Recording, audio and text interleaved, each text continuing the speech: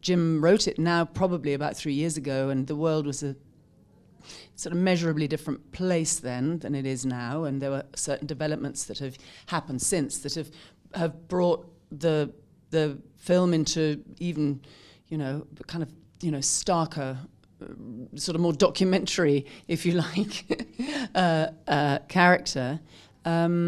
Yes, and also we know Jim very well. We know what his interests and concerns and his perspective is, and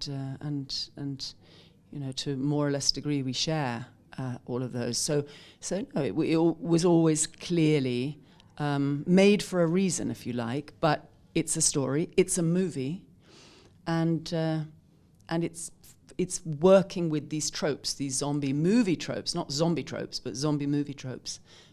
Really very playfully, I would say. This one, there's a situation that you can't quite comprehend or believe, and there doesn't seem to be so much surprise in it for me. It's kind of like it just raised questions of how do we deal with this particular thing. There's not a lot of reacting to the zombies. There's just a what would be the next step, which is kind of it's a very thoughtful way of writing a script and making a movie, where you just think about what would be the next step, what would be the protocol, the procedure as the chief of police to follow this, to deal with this situation, this village situation, the city situation. So it's kind of I don't know, it reminds me of an ancient writer of some sort, where there's this idea that's just floating, that's sort of the elephant in the room, and you keep pacing forwards after it, trying to follow the footprints of it, and see if it adds up to anything. And it doesn't add up to anything. It doesn't add up to anything. We're no more clear at the end of it than at the beginning, in some ways, that it's a situation, and it's going to, like the crowd at the very end, is going to overwhelm the two police officers. It's an inevitability. This is not going to end well, is sort of the way it's going, and there's not a lot of reaction to that. There's no running from it. You walk right on into it. Like everyone walks right on into it. It is a very strange combo, because he writes really well, as you probably know, and his scripts are sound things. They're sound ships, and they hold water. And this one was particularly sound, I think. We all felt like really, really sort of righteously happy about this one.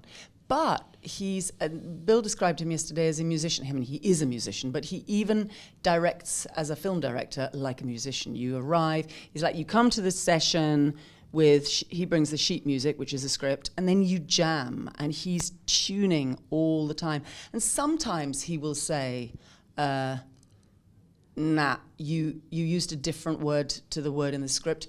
The word in the script is the word it needs to be. But sometimes he says, no, you changed that and you made it much better. And he's just sort of tooling away at it all the time. Yeah, it's an interesting combination for him to be both very precise and very strong in what he wants, but very receptive. And he knows he needs everybody to make it with him, and he's so welcoming and humble about that. It took me about 20 minutes, I think, of the first scene we did. I read the script and thought, oh my God, this police chief is so damn funny. He's really funny. I was really excited, and I didn't know what part I was being offered. And I thought, oh God, I hope it's that chief, because that chief is really funny. So then when we started doing the scenes together, and I heard his voice, it wasn't clever. It wasn't like you can work with a clever actor who sort of like seizes of space, Mm-hmm. There was none of that. I don't respect that anyway, but it was, what came out of him was this sort of old soul kind of feeling out of this young man. This sort of old soul feeling came out of him.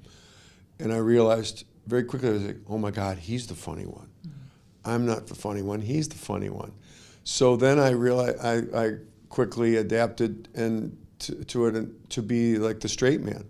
I became Laurel, you know, and I love playing straight. It's really cool.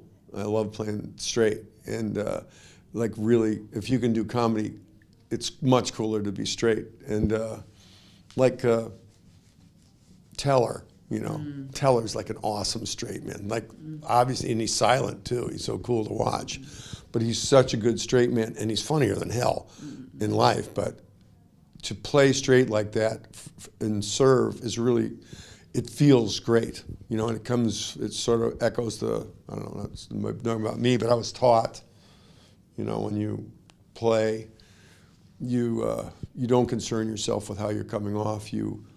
All you need to do is make the other person look good, and it just vanishes. It vaporizes. The self-concern just evaporates instantly.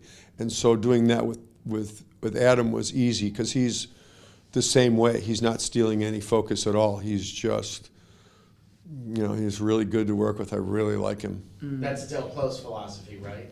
That's correct. Yeah. That's correct.